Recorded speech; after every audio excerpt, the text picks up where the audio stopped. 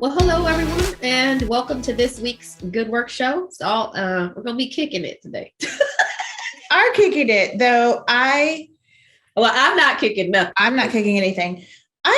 So on one hand, so we're talking to soccer in the streets, and we're bringing them back. We talked to them a few years ago. So we talked to Phil a few years. I think that was the first time we had met Phil face to face. Face to face, yes, yeah. Because I'm pretty sure we did it over the phone, so it was good to see him. But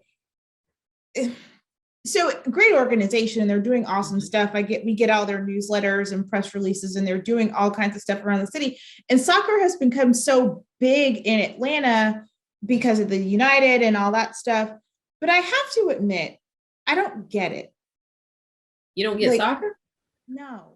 Oh, you got to go. Have you been to a United game? No. That's the problem. See, I don't know that would help my understanding of the game. It helped mine. I'll say like I don't know all the rules. Like, right. I don't know all the rules to football either. I mean, the most rules I know is NBA because I watched that a lot, but you get it better. That's not great grammar. You get I understand a little bit better when you watch it, and they win. So the thing about it is it's a really, really fun atmosphere at a United game.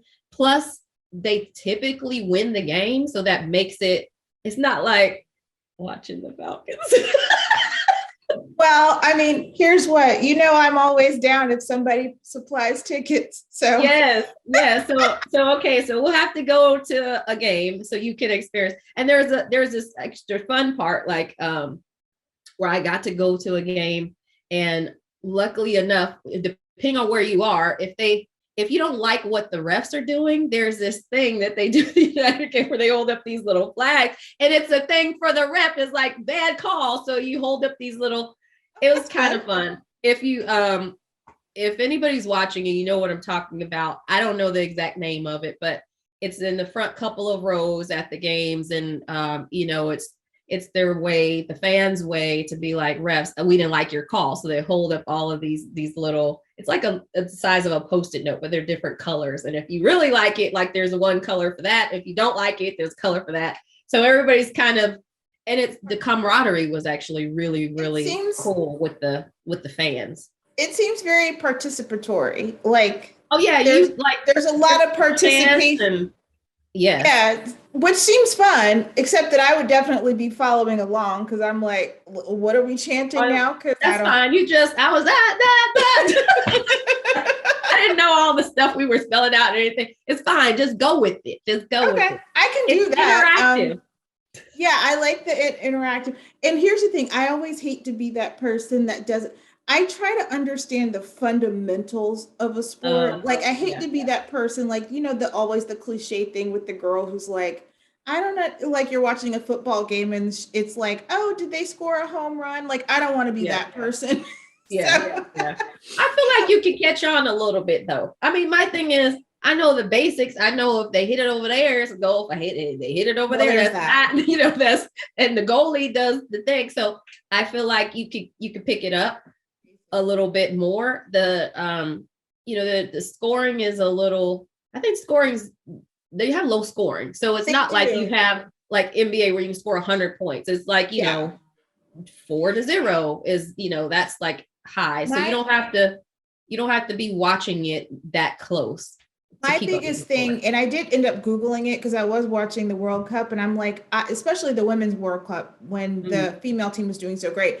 I was watching a couple of games, like pieces of games, and I'm like, I have got to Google and understand this whole time thing on how it counts down and then it counts back up. I'm like, I just need to, I'm like, so that I actually did Google that rule because I'm like, fundamentally, I just need to understand why. I'm like, I have never seen a sport where the time goes down and then it starts going back up and and it's over, but we keep playing. Like that was, so I got that part figured out. But yeah, so, like, I think, like we said, I think back, I don't know, maybe probably back from that first US team, the women's team, the famous one, with Mia Hamm and all of those great players, soccer has really kind of come on in this country as like the sport that little kids play. Yeah. And you think that it's an accessible sport because it's not like hockey and it's not like football or golf where there's all this equipment and like theoretically you need like a ball and You need some shoes. not even. I mean, I see people playing. Well, that's true, but you would want. I wouldn't want to be out there with my feet kicking the right. Ideally, you'd want some shoes. Yes, but I think we want the kids to have shoes. We do want the kids to have shoes. It's soccer in the streets. But I think talking to Phil, we're going to get an idea is that even some of the most accessible sports still are out of reach for some folks in our community for a variety of reasons. So it'd be good to talk to him, catch up and talk about like what some of those issues are, but how they're helping to mitigate that to bring the access to these sports to kids across the community. And then also just using that as a building block for other life skills. Mm-hmm. Yep. So I think we should hop into the interview with Phil.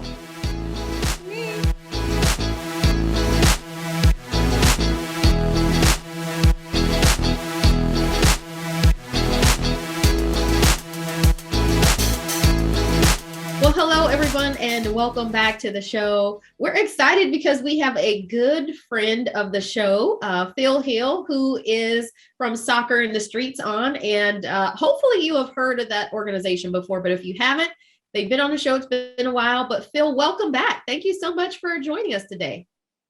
Thanks, Elaine. I'm pleased to be here. Absolutely. Well, so we know a little bit about Soccer in the Streets, but we'd love for you to give us an overview of the organization, tell us about your mission and what you do. Yeah, sure. That'd be great. So what do we do? I think we're summed up best by, I was talking to one of our coaches, Coach Abdul. He's from, he's part of our program over in Clarkston, and he's a refugee himself, and said he came up. He was hosting a session last week. Kid comes up to him and says, "You've changed my life," and that's what we aim to do. We aim to change the lives of kids who don't have a level playing field put in front of them. We believe that every youth should have an equal chance to succeed in this world, and it shouldn't be dependent on the size of the wallet or color of skin or the neighborhood they grow up in. So the way we do that is we use soccer as a platform, and we blend that with leadership programs and life skill programs as well. Fantastic. So let's get into the nuts and bolts about how you do this, because I think when we talked to you last time, it's been a while. I think you guys were working on the collaboration, I think with MARTA, to do the field there. So talk to us a little bit about actually kind of the nuts and bolts on the soccer piece, and then how you connect that to those larger life-changing opportunities for kids in the area. Yeah, so a lot of the work we do is really based around this word of access, and kids of color are disadvantaged from being able to play soccer, again, as I said, because of sort of where they come from, color of their skin. One of the biggest barriers that people don't tend to think of is the element of lack of transportation our kids have to plug into the system. So even if we solve the issue of money and allow them to play, which is one of the things we do, they still frequently can't get to play. They can't get to training sessions. They can't get to games. I mean, sport as a whole has become certainly higher up the pyramid of ability you get, becomes more contingent on travel. And so we launched a new program initiative called Station Soccer in 2016, and the goal there is to harness public transportation to connect kids around the city of Atlanta so they can play soccer and take part in our leadership programs. The way we do that is we're working with Marta at 10 train stations across the city. We're building mini soccer fields there for the kids to play in, about the size of a basketball court. Each station will have 2 fields in it.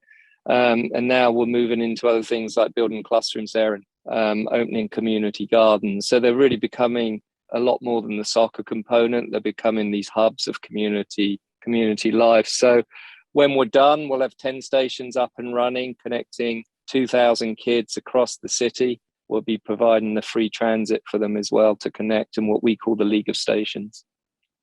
Wow, that's fantastic.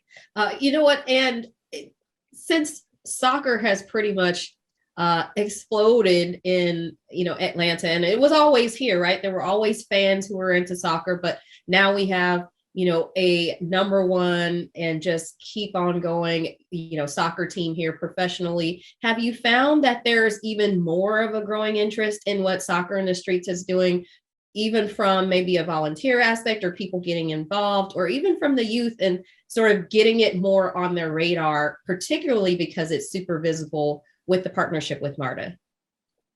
Yeah, I think all the above.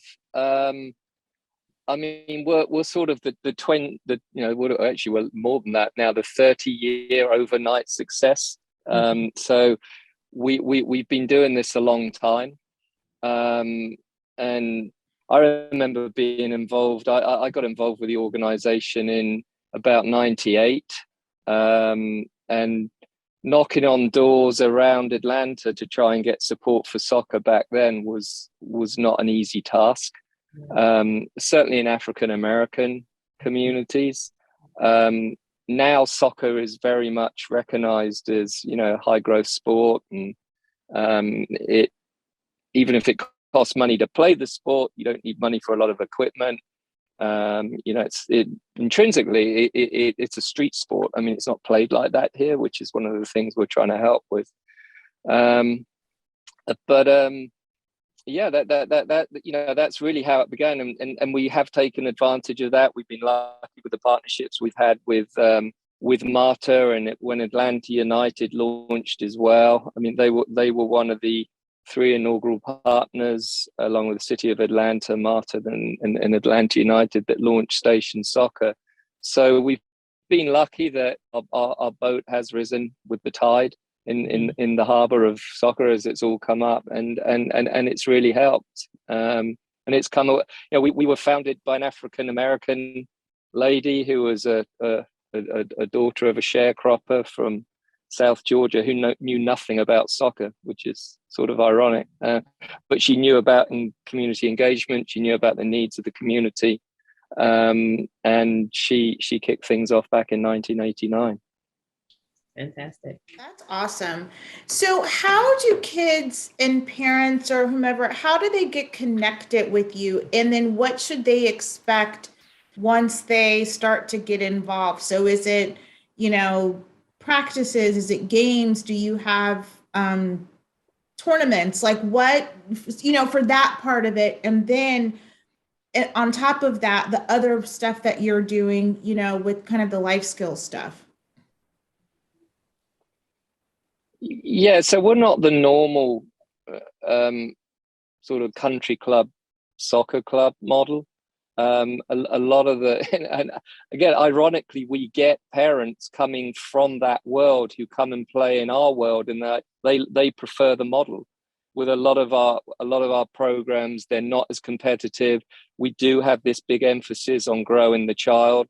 And more than just growing the child intrinsically through the sport, but offering leadership programs in conjunction with being part of our club, and that's probably the biggest difference. We do have leagues, we do have camps, we do plug some teams into the existing soccer leagues here.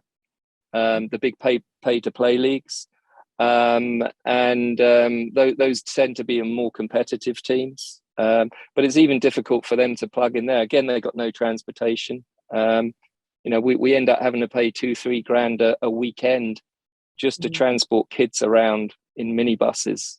to games. So I think those are the biggest differences. And then just sort of structurally, our belief is in small community teams rather than a big monolithic club. We do have 1,200 kids in our club over the city, but those are broken down into 18 neighborhoods. So for example, the West End Station Soccer neighborhood has 160 kids in it, and they're all very local to that. So they walk there and they're part of the community. So there's a lot of ownership around that, and we really try and help them foster that identity and follow that. We call it build my community approach, and really try and help them build an identity with regards to even down to naming their team, and being part of the local club. Nice. You know what, Phil? I'd love for you to share with our audience in our last couple of minutes how they can get involved. So, you mentioned your founder.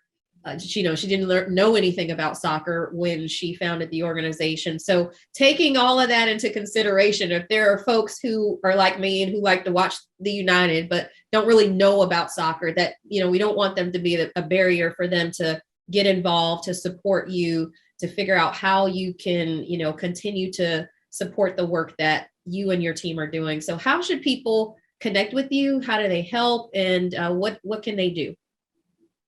I mean, for parents who want to get kids involved, you can go to our website and check out the locations we're in, and then it's a matter of if you're new to it, coming to. We do a number of very informal pickup sessions where all kids and parents are welcome to come. Those are broken by age groups, so we run those in East Point, West End, Limburg, Clarkston. We've got North Side programs. Most of those are actually through school partnerships. But that would be the best way to actually get involved with in what we do. All right, fantastic. So check out that website. Yeah, so thanks so much. I love that we're doing with Soccer in the Streets. I think this is our first car interview. Yes. It seems appropriate. It does seem appropriate. Yeah, it does. It plays to the transportation angle, doesn't it? Yes, absolutely. Yeah. Well, thank you so much for your time today. All right, many thanks. Thanks for yours as well. Have a great day. It's great to catch up with you, Phil. Yeah.